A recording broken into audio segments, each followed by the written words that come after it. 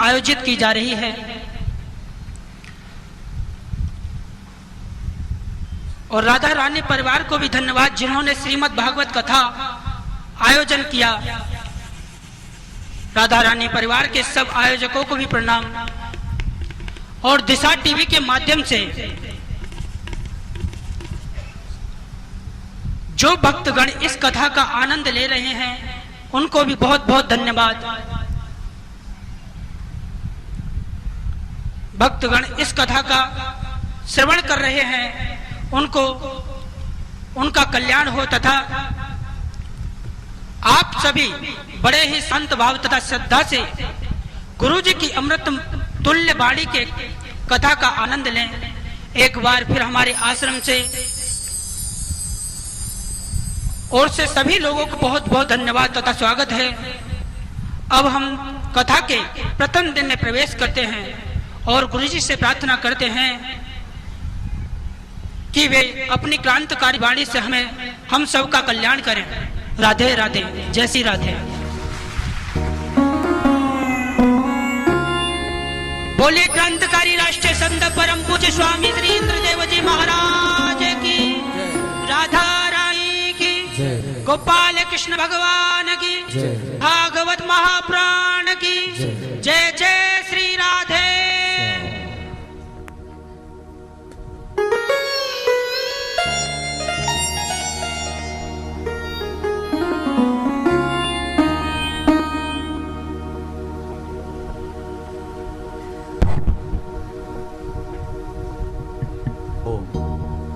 सीधे बैठ जाइए। हृदय सिंहासन पर परम शक्ति का विरंधन थोड़ी देर के लिए प्रभु के अनमोल रूप का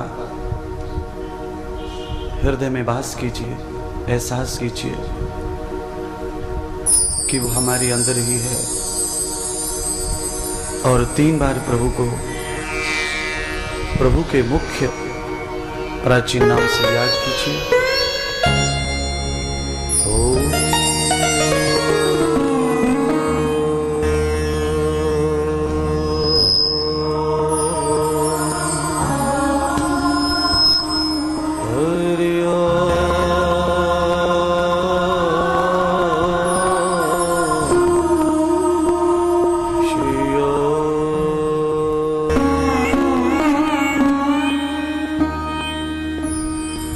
परमात्मने नमः। श्री गणेशाय नमः। सद्गुरुदेवताय नमः। भागवत पुराणाय नमः। विश्वानि देव सवितर्दुरितानि पराशुभ यद्भद्रं तन्नाशुभः।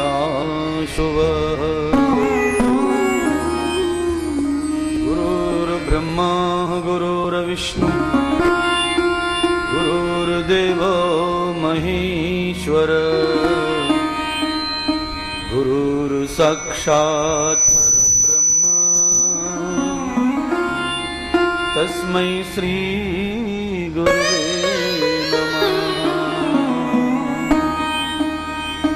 सच्चिदानंद रूपाय विश्वोत्पत्त्यादिहेतवे तापत्रय विनाशाय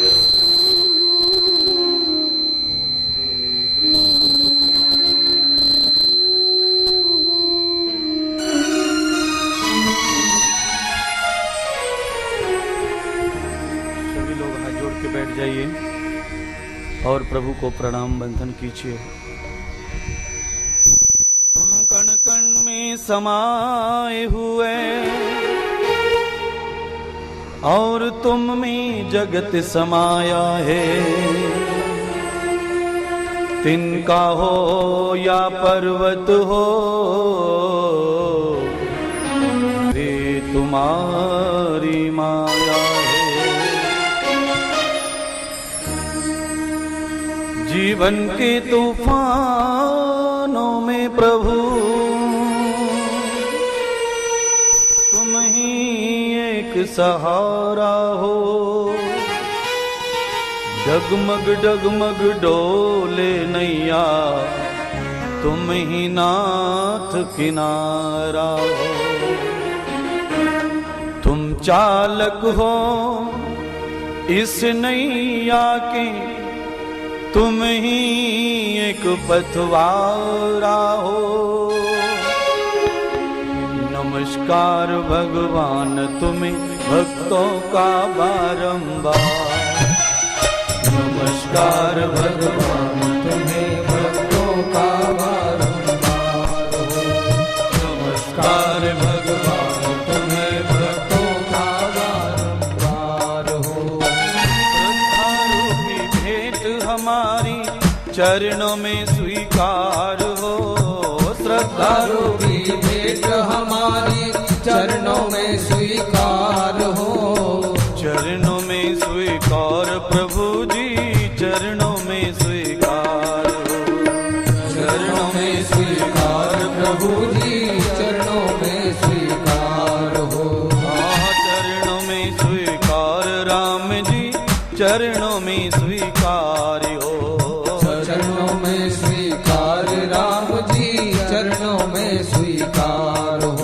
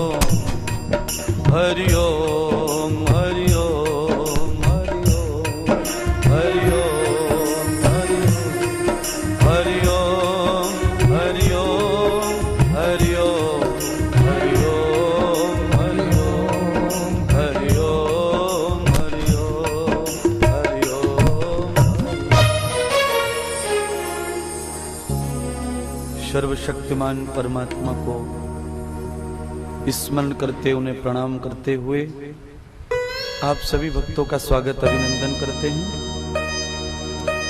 चतुर्वेद यज्ञ में विराजमान उस अग्नि स्वरूप परमात्मा का स्वागत करते हैं। वस्ती के सभी देवताओं का अभिनंदन हृदय में स्थापना करते हैं।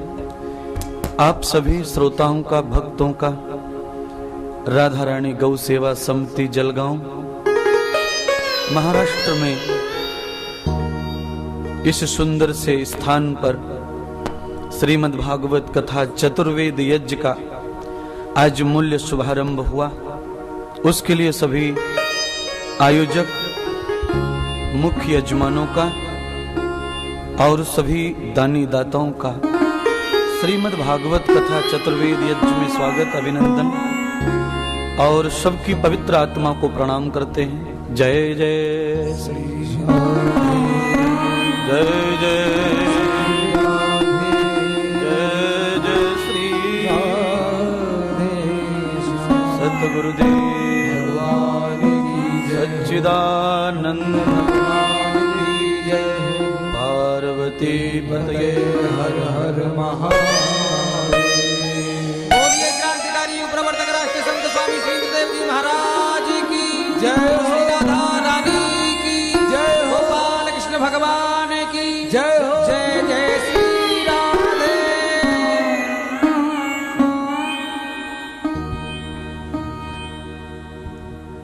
बड़ा आनंद हो रहा है, हर्ष हो रहा है आज के इस अवसर को देखकर। कुछ दर्शनीय बातों के साथ श्रीमद् भागवत कथा को हम मंगल करते हैं, शुरू करते हैं।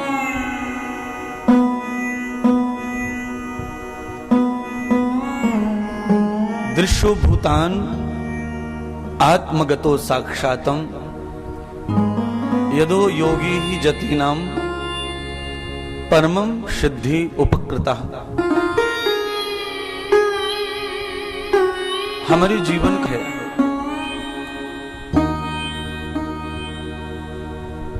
उपक्रम का अर्थ होता है नित्यता, गारंटी नहीं है। इसलिए जो नहीं दिख रहा है वो सहभूत है और वो सत्य है। जो कहा जा रहा है, जो दिखा जा रहा है वो भी सत्य है, पर कितना सत्य है उसका कोई प्रमाण नहीं है। पर जो संयोग में है वो पूरा सत्य है, प्रमाण उसका भी नहीं है। इसीलिए हम सब लोग भ्रम में पड़े परमात्मा के बारे में, ईश्वर के बारे में। जिस पंथ ने या जिस बाबा ने जैसा बता दिया वैसा ही मानने लगते हैं अपन, उसी तरह से मानते हैं, क्योंकि उसके ऊपर कोई प्रमाण नहीं है।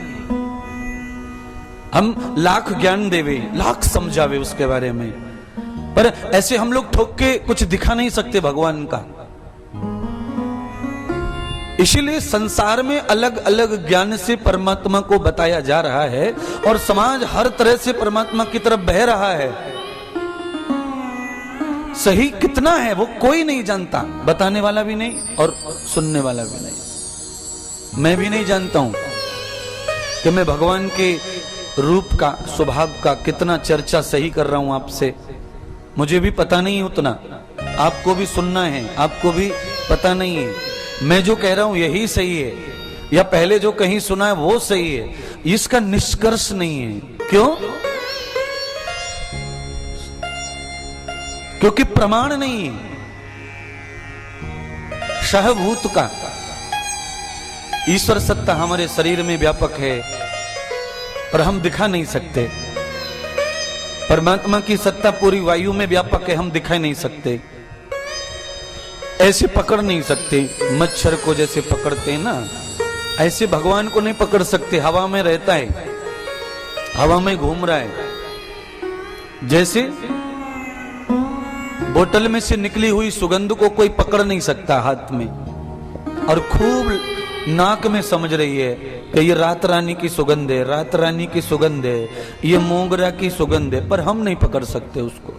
सहभूत है वो। प्रमाण सिद्धांत में जरूर सबसे बढ़िया दे सकता हूं, सबसे बढ़िया। कितना भी कोई ज्ञानी हो, प्रमाण अपने पास उनसे भी श्रेष्ठ है। आपको परमात्मा की व्यवस्था, शास्त्रों की व्यवस्था और ईश्वरीय सिद्धांतों को समझाने के लिए हमारे पास प्रभु ने दृष्टांतों की कोई कमी नहीं छोड़ी है। आप समझ गए? सही कह रहे महाराज। सुगंध को सूंघ कर, समझ कर, सामने है सुगंध, एहसास हो रहा है कि ये झंडू की सुगंध है, गुलाब की है, एहसास हो गया, प्रमाणित भी हो गया कि गुलाब की ही खुशबू है, पर हम उसे पकड़ के नहीं दिखा सकते किसी को, क्योंकि उसका निर्णय बुद्धि कर रही है और उसका स्पंदन नाक करती है, इंद्री करती है। बुद्धि को इंद्रियों का निर्णय करने का अधिकार होता है, इंद्री का, आंख का। बुद्धि निर्णय कर लेती है आंख के द्वारा, क्योंकि इंद्री आंख बुद्धि के अधीन है। इसलिए आंख जो देख रही है उसको बुद्धि निर्णय करती है राजा बन करके। ऐसे हमने सुगंध नाक के द्वारा ली और बुद्धि ने उसको प्रमाण कर दिया।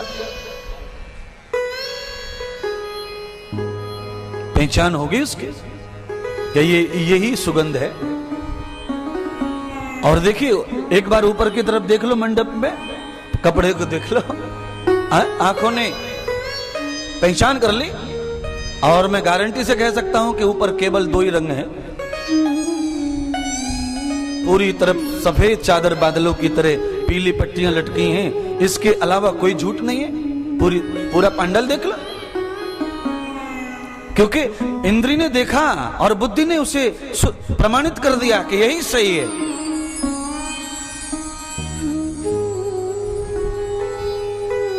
सहभूत है ये।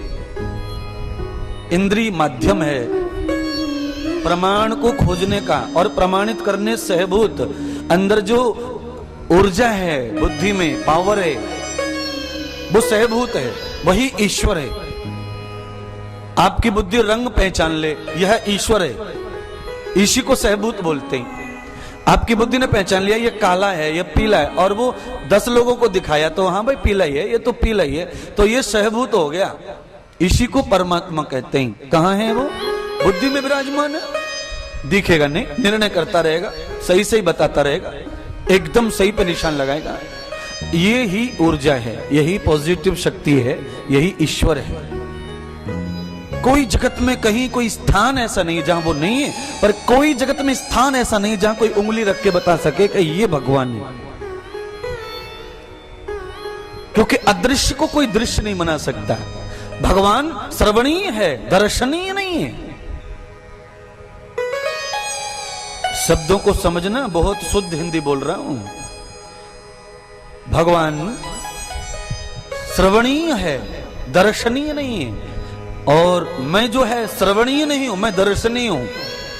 अगर कोई आपसे बहुत मेरी चर्चा करे, बहुत प्रशंसा करे, बहुत प्रशंसा करे, बहुत प्रशंसा करे, तो श्रवणीय नहीं है। करे तो करते रहो, ज्यादा मत सुनो मेरी प्रशंसा, पर दर्शनीय, मुझे देखो जरूर, क्योंकि मुझे देखने का ही आनंद है और भगवान को सुनने का आनंद होता है। अच्छा बताओ, गोरी सी बहू घर में आ जाए, उसे देखने का मजा होता है कि उसको सुनने का मजा होता है? देखने का। घोड़े पे दूल्हा बैठे, पूरा मोहल्ला सुने कि देखे? देखे। देखे। क्यों? क्योंकि रूप को देखने का आनंद होता है। ये तो रूप है, और जो सहभूत है, जो असली इंद्रदेव है, उसको सुनने का आनंद है। ये जो दिख रहा है ये असली नहीं है। इसका दर्शनीयम तो श्रवणीयम तगते ईश्वरम प्राप्तो गत आत्मनम यदि स्थिति ही। यही हमारी स्थिति है सुख पाने की। इसलिए मैंने कहा आत्मनम ता उपक्रम।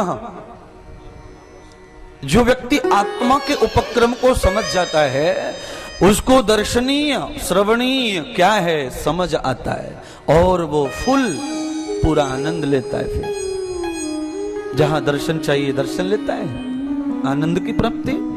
जहां श्रवण की जरूरत है सुनता है, आनंद की प्राप्ति। क्यों? ये रामायण की कुछ भक्तियां हैं जो राम जी ने सबरी को दी थी और तुलसीदास जी ने सबको दी हैं। उसमें से एक भक्ति का नाम है श्रवण भक्ति। इसलिए कहा ईश्वर श्रवणीय है, भगवान को सुनो।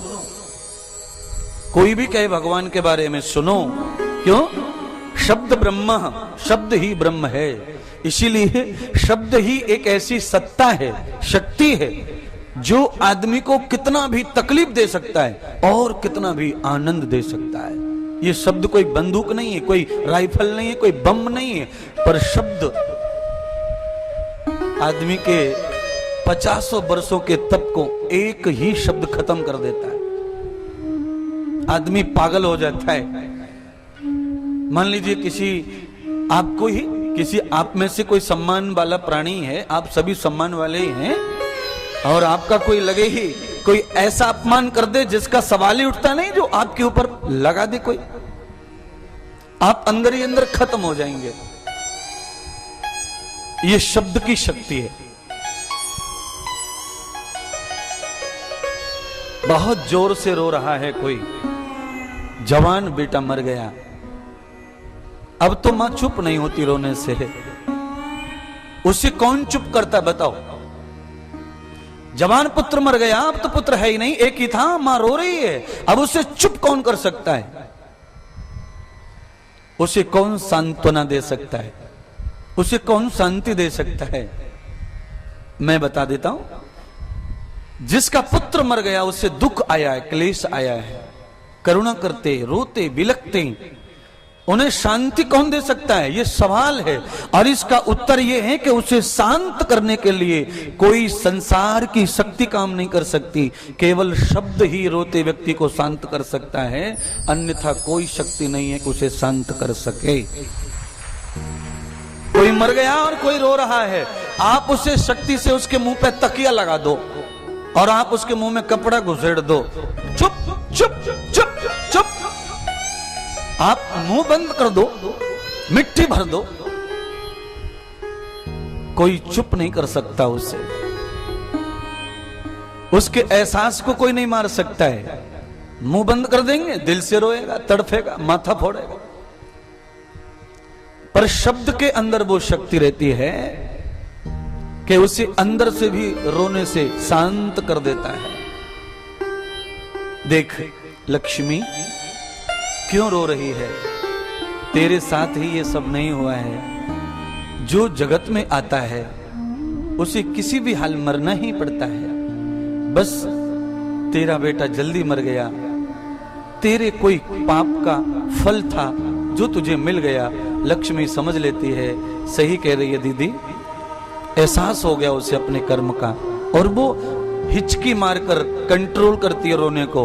तब तक दूसरी आ जाती है, बहन ये तो जगत की रीत है, जगत का धर्म है। जन्मस्य यत्तो सत्यम मृत्यु ध्रुवो तत्साहा। जन्म अगर सत्य है तो मृत्यु ध्रुव सत्य है, फिर कोई टाल नहीं सकता। लक्ष्मी और शांत हो गई। तीसरी मौसी आई, उसने कहा बहन तेरा इकलौता मरा है, उसका देख एक्सीडेंट में पति भी चला गया, बेटा भी चला गया, उसकी बहन भी चली गई, बेचारी अकेली है। तेरे साथ तो पति तो है, वो समझ लेती है। उससे तो मैं कम दुखी हूं क्योंकि वो अकेली है, कमाने वाला भी नहीं रहा। मेरा तो पति है, कल एक और बच्चा हो सकता है। इस आशा से रोना बंद हो जाता है उसका। इसीलिए शब्द ही समझा सकता है, दिल की तसल्ली शब्द में है। इसलिए भवता ग्वम भागवतम, इसलिए भागवत का प्रचार जगत में बढ़ता ही चला जा रहा है। दिन प्रतिदिन भागवत पर श्रद्धा आरूढ़ हो रही है, सत्संग पर लोग आरूढ़ हो रहे। कारण यही कारण है, शांति मिलती है। मैं कुछ नहीं दे सकता, शब्द की शक्ति है, आपको सुख मिलता है, शांति मिलती है। दिल के अरमान पूरे होते हैं, बेचैनी खत्म हो जाती है दिल की। कब की न जाने कब की तड़प होगी आपके दिल में, किस किस चीज की।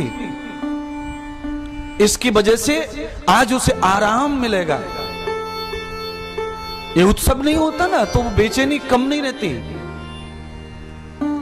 आराम मिलेगा। आज विस्तृत सुख मिलेगा शरीर को, मन को, चित्त को, आत्मा को।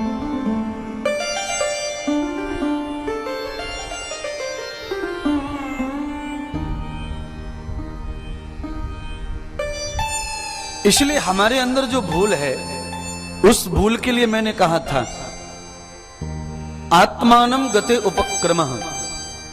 सृष्टि में आए हैं तो आत्मा के उपक्रम को समझ लेवे, तो नौकरी कर लेवे, व्यापार कर लेवे, संसार कर लेवे, और कहीं मिले समय थोड़ा बहुत तो स्मरण चिंतन प्रभु का कर लेवे। उपक्रम समझ में आया तो कम भजन से भी काम समझ चलता है।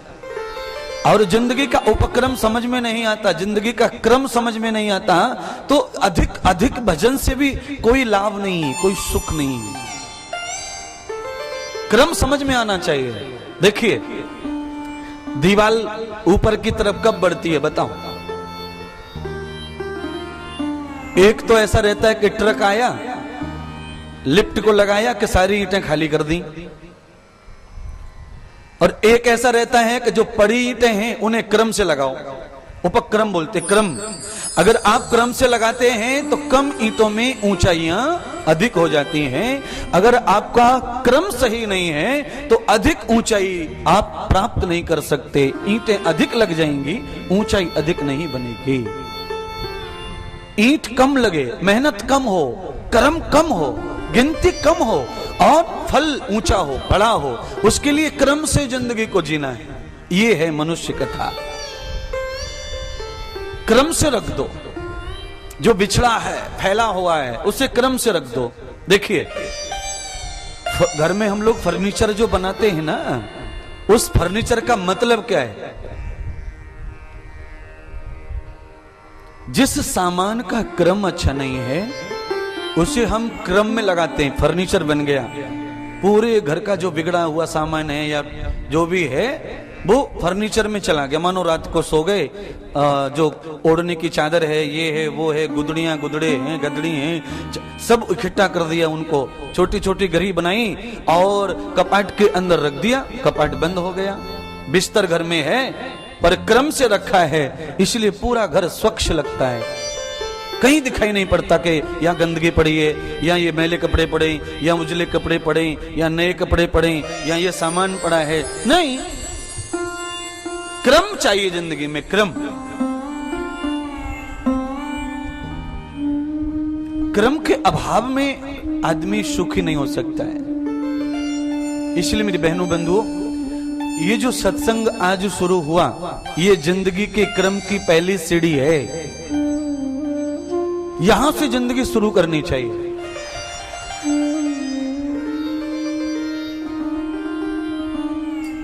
क्योंकि जिंदगी का क्रम शुरू कहां से होता है? यहीं से, सत्संग से। एक स्त्री एक पुरुष जब पहली बार मिलते हैं तो आपस में चर्चा करते हैं, विचार करते हैं, बोलते चलते हैं। फिर शादी होती है, फिर पति पत्नी के रूप में लड़का लड़की बदल जाते हैं। फिर वो बोलते, आपस में चर्चा करते हैं, बैठते हैं, कैसी भी बातें करते हैं, पर बातें करते हैं। फिर उनके घर में नियोजन होता है, संसार होता है, बच्चे होते हैं। कहने का मतलब यह है, उपक्रम है ये संसार को बढ़ाने का। सत्संग के बगैर नहीं हो सकता।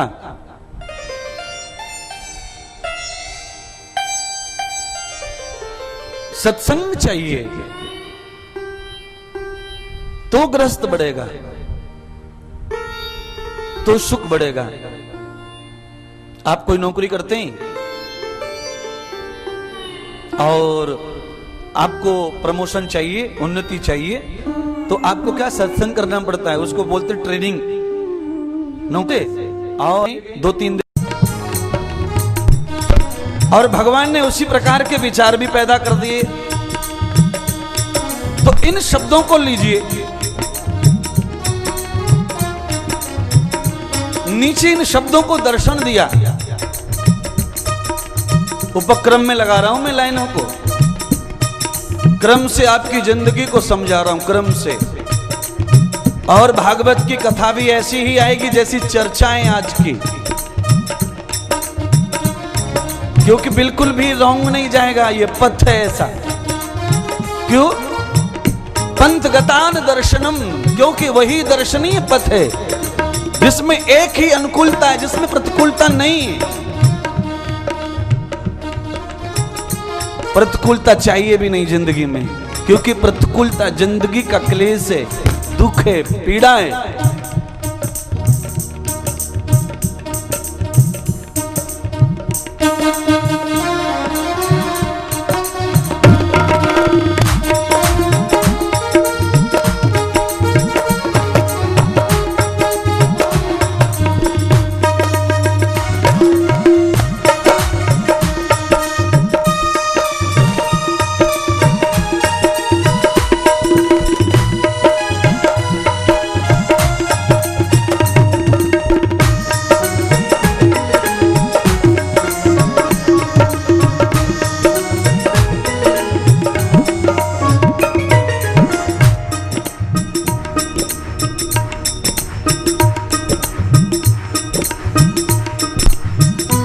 समझ गए क्या?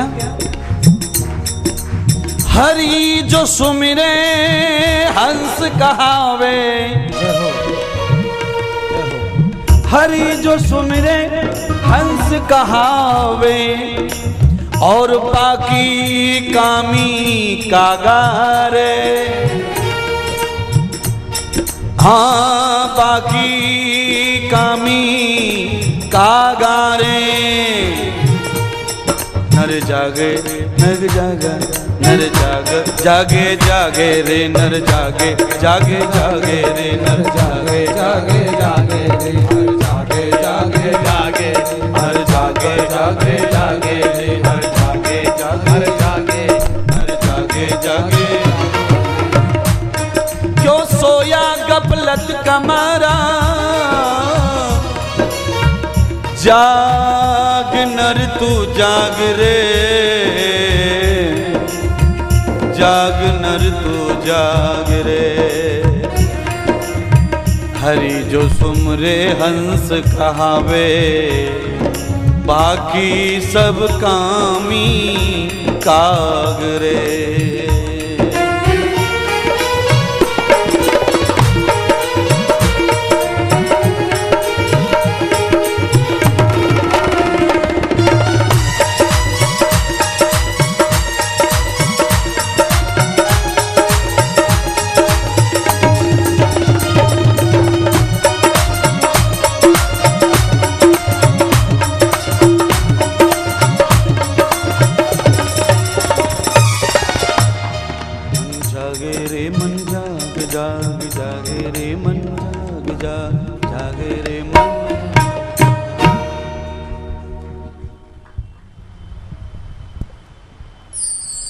हरि जो सुमिरे हंस कहावे, बाकी कामी कागा रे।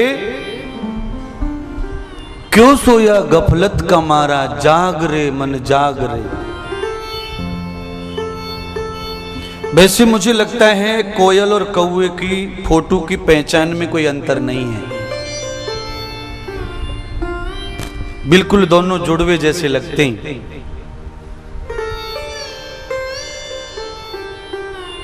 पर याद रखना, प्रभु जो सुमरे हंस कहावे,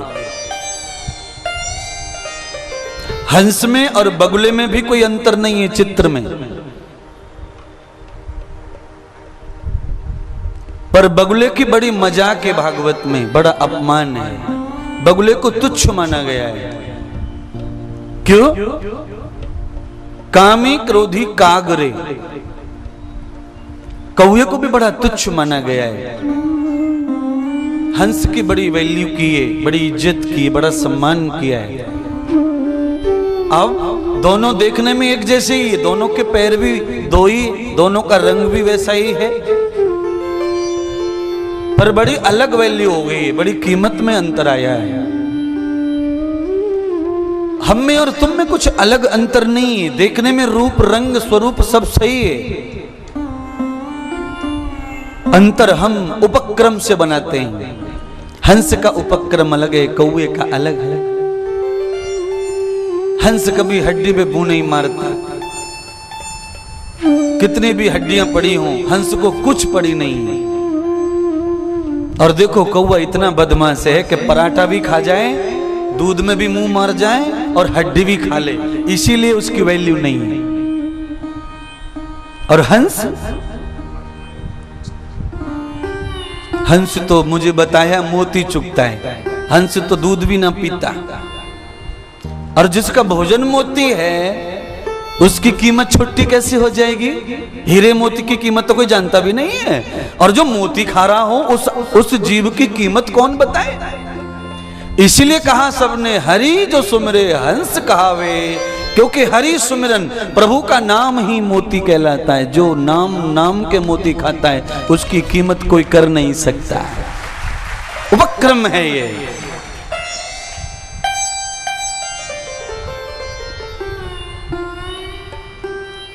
बाकी कामी क्रोधी कागारे, और जो सब जगह मुंह मारते हैं खट्टा मीठा टेढ़ा मेढ़ा ये वो, इनके लिए तो बाकी में निकाल दिया। बाकी तो ये सब कुछ गिनती में नहीं, बाकी माने कुछ गिनती नहीं है, ये उधार खाते जैसा सिस्टम है।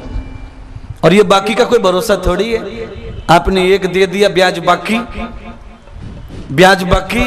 तो ये बाकी का भरोसा नहीं है। बाकी तो बाकी में ही गया, कल बाकी वाला कल नहीं रहा तो बाकी कभी नहीं चुकता। इसीलिए सत्संग भागवत के माध्यम से यह ज्ञान हमको उत्पन्न होता है। हमारे जीवन में वह उपक्रम नहीं है, वो सत्संग में आने के बाद उत्पन्न हो जाते हैं। वह उपक्रम जिनकी वजह से हम हंस की गिनती में आ जाते हैं, हम उस गिनती में आते हैं जिसमें मोती खाने वाले जीव रहते हैं। इसलिए भले ही मैंने पहले ही कह दिया कि जरूरी नहीं है कि दिन भर राम कहें, कम कहिए, पर गिनती हंस वाली लाइन में रखिए। हंस को कुछ पड़ी नहीं है, दुनिया में क्या क्या वस्तुएं, कितने सुंदर फल होते हैं, हंस को उनकी भी नहीं पड़ी है। भरपूर पेड़ फलों से लदा हुआ है, हंस लदे हुए फल की डाल पर बैठ जाता है, पर फल की तरफ बिल्कुल तृष्णा नहीं करता, क्योंकि उसका आहार तो अनमोल मोती है। ऐसे ही परमात्मा ने हमारे जीवन में हमें उपक्रम देकर ही भेजा है, उद्देश्य देकर भेजा है। कैसे रहना? हंस की तरह रहना, सारे बागों में घूमना, रंग बिरंगे फूल देखना, अनेक रसदार फल देखना, पर तुम्हारा जो निश्चित भोजन है वही करना, वही करना, चाहे कितना भी समय लगे वही खाना। उससे क्या होगा? क्रम बन जाएगा जिंदगी का। क्रम, व्यवहार में समझौता नहीं चाहिए, अपनी जिंदगी से जुड़े व्यवहार में समझौता नहीं। समाज की जिंदगी से समझौता करो, समाज में समझौता है। दहेज देना पाप है, दहेज लेना पाप है। देना भी पाप है, लेना भी पाप है, पर देना पड़ता है, लेना भी पड़ता है। ये समझौता है। और ये ऐसा पाप नहीं है कि जो चुके ना, उतरे ना। ये ऐसा पाप है जैसे गाड़ी पे धूल आ गई, फू ऐसे कर दिया, धूल गई। ये ऐसा पाप है। समझौता पाप। समाज के कार्यों में समझौता, वो भी एक उपक्रम में ही आता है। वो भी आदमी को हंस ही बनाता है। जहां अनुकूल प्रतिकूल संपदाएं हैं, जहां परिस्थितियां बदल रही हैं, वहां आप खुद को थोड़ा बदलो। समय के लिए, 2 घंटे के लिए या 3 दिन के लिए बदल लो, पर अपना ध्येय ध्यास वहीं रखो जहां प्रभु ने हमें दिया है। गाड़ी सुरक्षित कहां रहती है? अपने घर के गैरेज में, अपने घर के पोर्च में, अपने घर की बालकोनी में सुरक्षित है। गाड़ी अंदर ले लो, अंदर से फाटक लगा दो, कड़ी लगा दो, सुरक्षित हो गई। पर कभी कभी परिस्थितियां ऐसी रहती हैं कि बीच रोड के रात के 2 बजे दोनों टायर फट जाएं तो क्या करना? तो वहां की परिस्थिति ऐसी है कि गाड़ी को सुरक्षित रखने के लिए रोड से नीचे उतार कर खड़ी कर दीजिए, चौड़े में रहने दीजिए, असुरक्षित भी रहने दीजिए, पर रोड से नीचे उतार लीजिए तो भी उसकी बड़ी सुरक्षा। बीच रोड पे पंचर हो गया, बीच रोड पे ही छोड़ दिया। कोई तुमसे भी ज्यादा गंभीर ड्राइवर आ सकता है जो ठोक के चला जाएगा। कच्चे में उतार के रख दिया तो है तो असुरक्षा ही, कोई ले सकता है, कोई तकलीफ है, पर कम से कम अपनी बुद्धि से परिस्थितियों में इतना हो गया कि हमें रोड पर चलने वाले वाहनों से सुरक्षा मिल गई, हमने किनारे कर लिया उसको। ऐसे कभी कभी अचानक कोई संपदा विपत्ता घटना घट जाए तो वहां पर थोड़ा सामंजस्य करना, वहां पे परिवर्तन करना, बदलाव करना, बदलाव कर लो। क्यों? जैसे कभी कोई कुत्ता तुम्हारे पीछे भाग रहा है और तुम्हें लग रहा है कि ये पकड़ लेगा और ये भाग रहा है, खाएगा, पागल हो चुका है, तो उस समय आप अपनी बहादुरी के लिए क्या करना? मेरी बुद्धि के अनुकूल अगर आप करना चाहते हैं तो ये देखिए, अगर आपकी हिम्मत है, बल है, तो फिर आप ऐसा करें कि वहां पर किसी ऊंची वस्तु पे चढ़ जावे, दीवार पे, पेड़ पे, क्योंकि वही आपकी सुरक्षा है। क्योंकि दौड़ना बंद हो जाएगा, कुत्ता तो जल्दी से पकड़ लेगा, आपके पास समय नहीं है आगे जा दौड़ने का, और कुत्ते से ज्यादा दौड़ नहीं पा रहे हैं तो वो तो पैर पकड़ लेगा, खा जाएगा, पागल कुत्ता है, ज्यादा पॉइजन हो जाएगा, शरीर में बहर फैल जाएगा। तो क्या करना? सामर्थ्य है तो पेड़ पर लटक जाओ।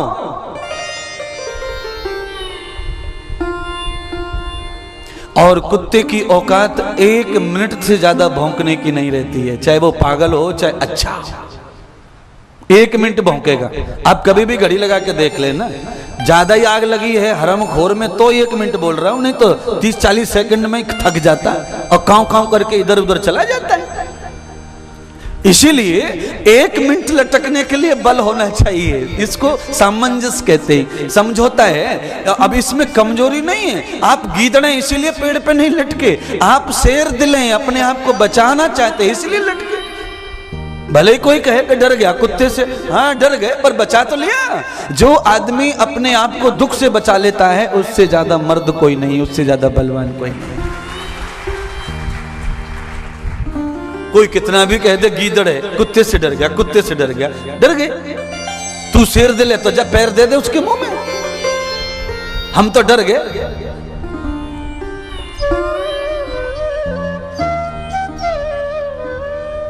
इनको समझौता कहते हैं। अपने कितने भी बल को कभी कभी निर्बल कर लो, कमजोर समझ लो खुद को, लटक जाओ, घबर जाओ, क्योंकि इन फालतू चीजों से घबराने में ही आदमी बुद्धिमान कहलाता है। फालतू चीजों से घबरा जाओ, डर जाओ तो आप बुद्धिमान हैं और बच जाएंगे, निकल जाएंगे। ये उपक्रम है जिंदगी का। अब ये सब चीजें आप अगर घर से आते नहीं पांडाल में तो ये चीजें सुनने को कैसे मिलती हैं आपको बताओ? आप गफलत में से निकल के आए या आगे, और आपने अपने आप का नाम आज की कुंडली में हंस वाली पार्टी में लिखवा लिया। कल कौवा भी हो सकते हैं, आप भरोसा नहीं, क्योंकि कल किसको कहां मजबूरी आ जावे, कल किसको आने को मिले न मिले कथा में, तो फिर आप उसी में चले जाएंगे। बाकी सब बाकी में अभी हम हंस की परपाटी में जा रहे हैं। क्यों? यही मनुष्यता है। जो सुना, जिसे समझा, उसे ग्रहण किया। आपने सुना, प्रचार हो रहा कथा का, पोस्टर लगे कथा के, समझा, आप आए, यही मानवता है, यही मानवता है। देख लिया, सुन लिया, समझ लिया, फिर भी टाल रहे, ये कागा रे। हंस और कागा का अंतर इतना ही है।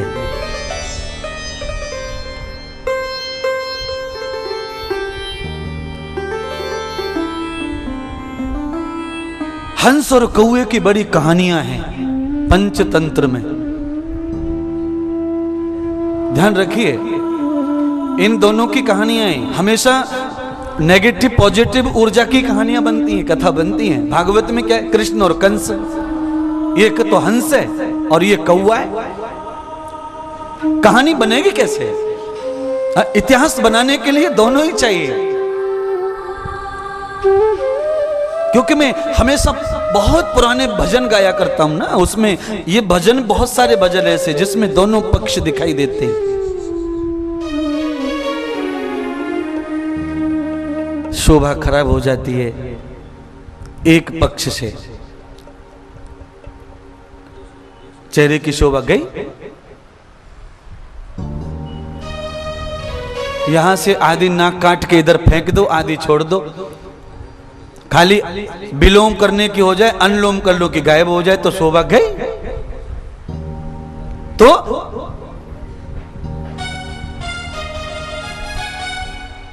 अच्छा हो गया कि इलेक्शन हो गया, नहीं तो इसका भी साला कोई चर्चा हो जाती। यानी मेरा कहने का मतलब है कि हमेशा परमात्मा ने हमको दो पक्ष रखे, भगवान ने दो ऑप्शन दिए, और हर चीज के दो पहलू किए परमात्मा ने, हर चीज के दो मतलब किए, दो अर्थ किए, दो मीनिंग्स किए, दो परिभाषाएं की। कम से कम, अनेक तो बहुत है, पर हर चीज के दो मतलब तो हैं। एक मतलब कैसा रहता है कि भाई ये साला ऐसा हो गया, ऐसा हो गया, और उसका मतलब ऐसा रहता है हुआ तो अच्छा हुआ, कल मजबूत भी हो जाएंगे। उसका दूसरा मतलब ऐसा भी रहता है, तकलीफ भले हो पर कल उसका अच्छा हो सकता है, उसका दूसरा मतलब है ये। और एक मतलब उसका ये क्यों हुआ साला, अपन तो कुछ किया ही नहीं है, ये क्या हो रहा है।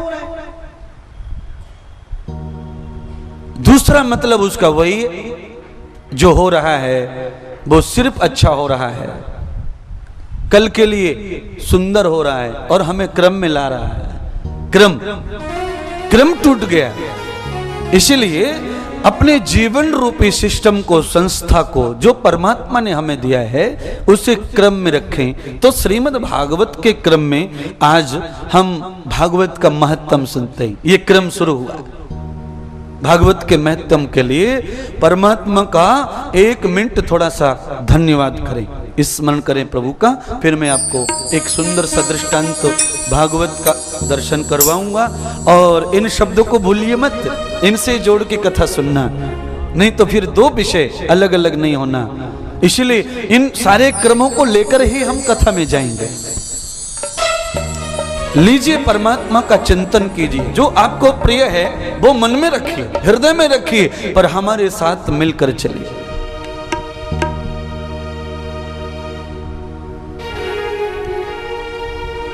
ओम बोल ओम